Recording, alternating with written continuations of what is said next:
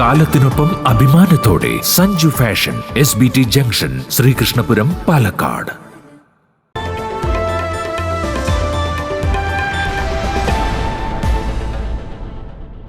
ക്രിസ്തുവിന്റെ പീഡാനുഭവ സ്മരണകളുമായി ക്രൈസ്തവർ ദുഃഖവെള്ളി ആചരിച്ചു. കുരിശിന്റെ വഴി പ്രദക്ഷിണം, പീഡാനുഭവ ചരിത്ര വായന എന്നിവ ദേവാലയങ്ങളിൽ നടന്നു. യേശുക്രിസ്തുവിന്റെ പീഡാസഹനത്തിന്റെയും കുരിശുമരണത്തിന്റെയും ഓർമ്മ പുതുക്കിയാണ് ക്രൈസ്തവർ ദുഃഖവെള്ളി ആചരിച്ചത്.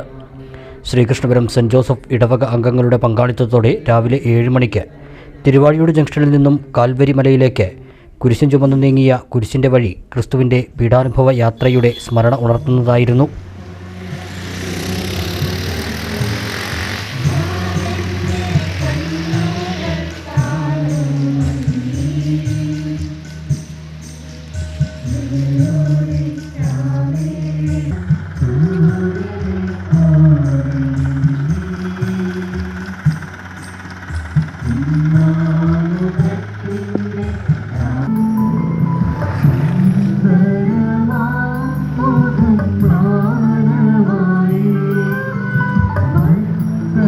ഇടവക വികാരി ഫാദർ ഷെർജോ മലേക്കുടിയിൽ, ഡീക്കൻ ജെറിൻ കുഴിപ്പറമ്പിൽ, കൈക്കാരന്മാർ എന്നിവർ നേതൃത്വം നൽകി.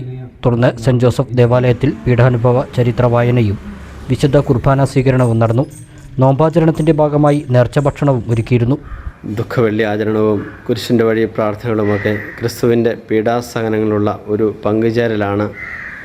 നമ്മുടെ ജീവിതത്തിൽ വന്നുപോയ തെറ്റുകൾക്ക്, സഹോദരങ്ങൾക്കും ദൈവത്തിനെതിരായി എതിരായി ചെയ്തു പോയ ദ്രോഹങ്ങൾക്കുള്ള ഒരു പരിഹാരമനുഷ്ഠിക്കലാണ്.